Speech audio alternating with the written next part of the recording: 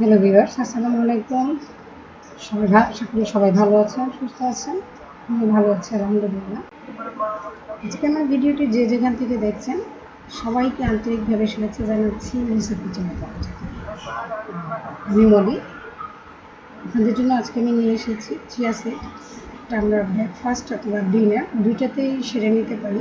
খুবই অল্প উপকরণে আমি ডেজার্টটা তৈরি করে ফেলবো। তাহলে চলুন শুরু করি।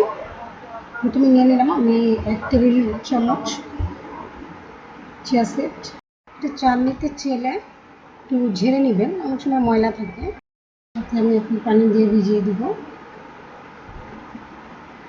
যতটুকু চিয়া সিড দিব তার চেয়ে 4 গুণ পানি, তার মানে এখানে আমি 1 কাপ পানি দিয়েছি। 1 কাপ পানি দিয়ে নেড়ে দিবেন ভালো মতো, যাতে একটার সাথে আরেকটা না লেগে থাকে। পুরোপুরি পানিতে যখন ভিজে যাবে 2 মিনিট বাইরে রেখে আমি এটাকে ওভারনাইট ফ্রিজে রেখে দেবো।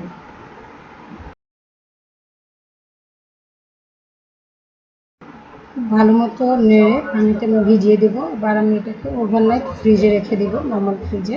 সকালবেলা আমি ব্রেকফাস্ট হিসেবে এটা রুটি খাবো। সো 2 টেবিল চামচ এখান থেকে আমি নিয়ে নেব। এটা এতটাই হেলদি একটা ফুড, এটা কল্পনা করতে পারবেন না। এটা বেনিফিট অনেক আছে, একটু ঘেটে দেখবেন। এখন তো সবই পাওয়া যায় ইউটিউবে। চিয়া সিড দিয়ে ঘেটে দেখবেন কি দিয়ে দিলাম 1 টেবিল চামচ গুঁড়া দুধ। আপনাদের কাছে যদি লিকুইড দুধ থাকে সেক্ষেত্রে আপনারা লিকুইড দুধটাও ইউজ করতে পারবেন। দিয়ে দিলাম চিনি। আমি লাল চিনি ইউজ করি, লাল চিনিটা স্বাস্থ্যের জন্য ভালো। আমি এটাকে নেড়ে একটু গরম পানি, হালকা সুষম গরম পানি দিব দুধটাকে মিশিয়ে নেওয়ার জন্য। 1 টেবিল চামচের মতো মেশানোটা হয়ে গেছে। আমি এটার মধ্যে আপনারা যে যেমন ফ্রুটস খেতে চান আপনারা দিয়ে খেতে পারেন। এটা ড্রাই ফ্রুটস দিয়েও খাওয়া যায়। তো আমি আজকে কলা দিয়ে দেখাচ্ছি আপনাদেরকে।